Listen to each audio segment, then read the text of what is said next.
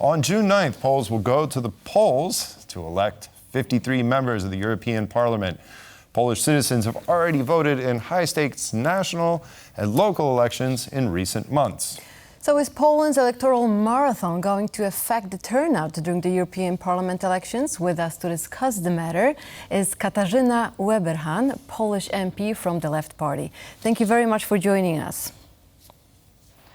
Thank you for having me, and thank you for the invitation. It's a pleasure, as always, to be with you. Well, thank you very much. This time, remotely. Exactly. We will miss you here in the studio. So we talked about this marathon. We just had parliamentary elections, local elections. Do you think this will affect the turnout? What's your take on that?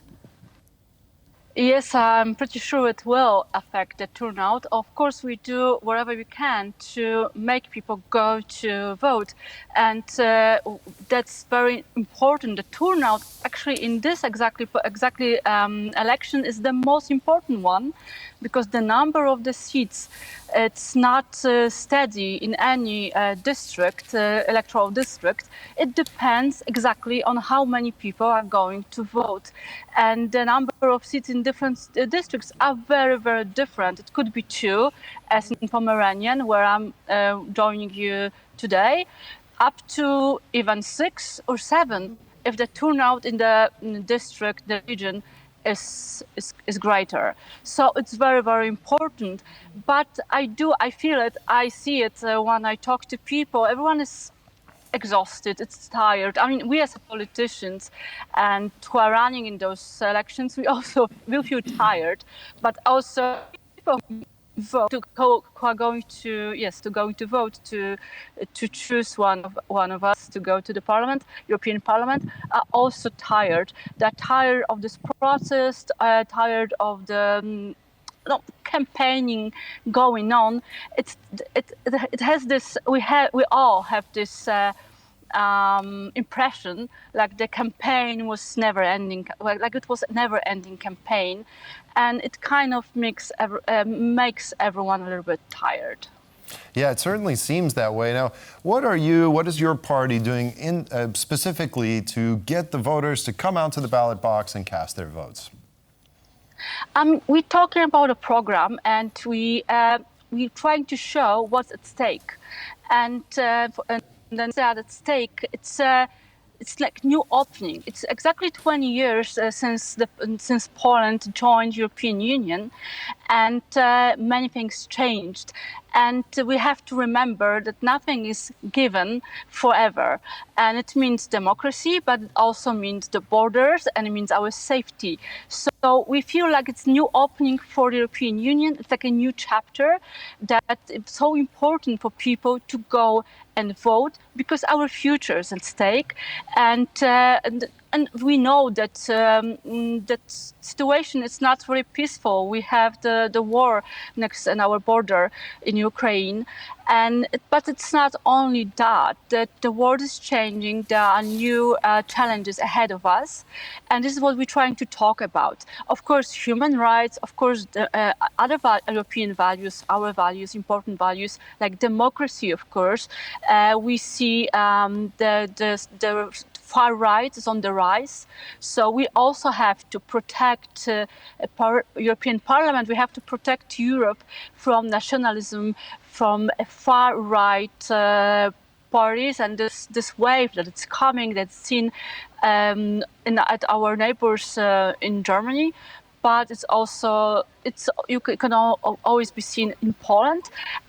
And also running for the seats in European Parliament. So we could face completely new situation where this far right, it's not just single or few unimportant votes, members of the parliament, but it's a bigger group that will influence the process of lawmaking, will influence the future of European Union, the future of integration.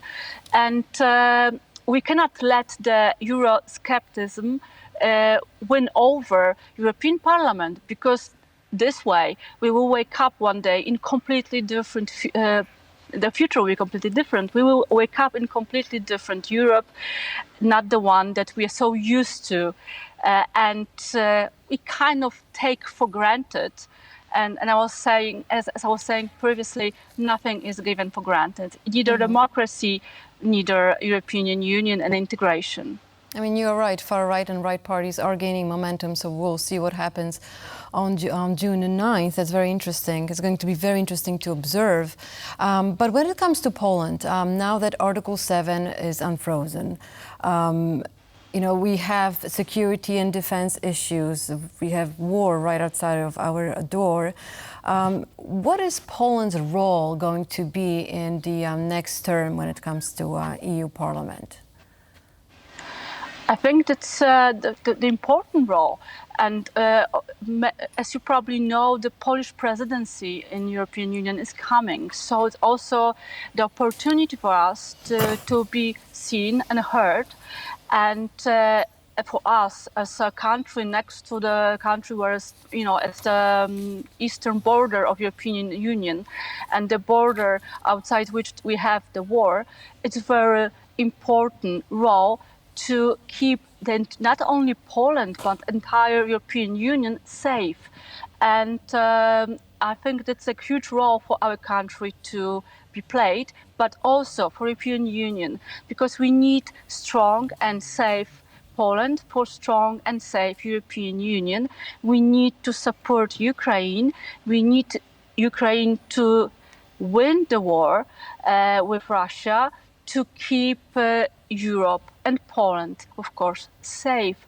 So the role is huge to be played. And of course, European Union is already taking part in it, is giving supplies and supporting also financially Ukraine. And it's also as this most important country next to the country in war, we have to of course, support the process and make sure that Ukraine is given the support, financial and military support that's needed. But also, I think we as a country and as a part of the European Union and European Union in general has to become more and more independent also in this military sense. So we have to, unfortunately, spend more our budgets on military. We need, in my opinion, we need the European army to be created. This is what I was saying. There is new chapter and new challenges, and keeping our country and European Union, keeping Europe safe. It's one of them. It's one of the most important one, and of course there is a huge role for Poland to be played in this process.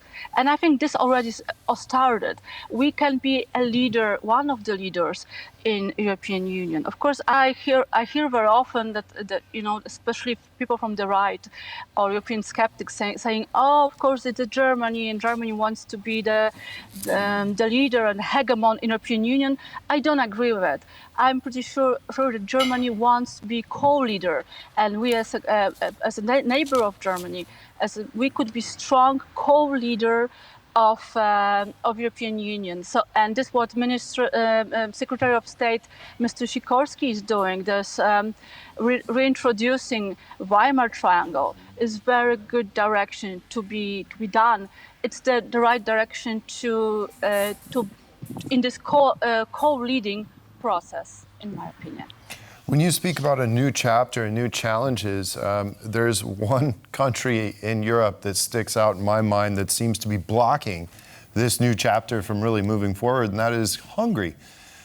Do you believe that Article 7 should be enacted against Hungary as a result of it constantly throwing the wrench under the hood of any kind of European unity that we see concerning these new challenges that we face in Europe?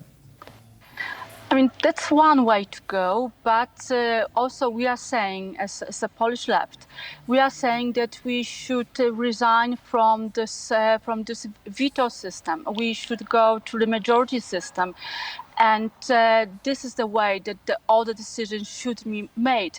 This way, we would protect Europe from blocking, for example, the help for Ukraine. Or we would be more safe from Hungary, from the veto from the Hungary, for example. So we should switch from this veto system to majority system in making the decision process in European Committee, for example. Okay, well, thank you very much for that. Katarzyna Ueberhan from the Polish MP from the left. Thank you. Good luck in your elections, and we hope to have you on in the future to discuss more policy concerning these elections. Thank you.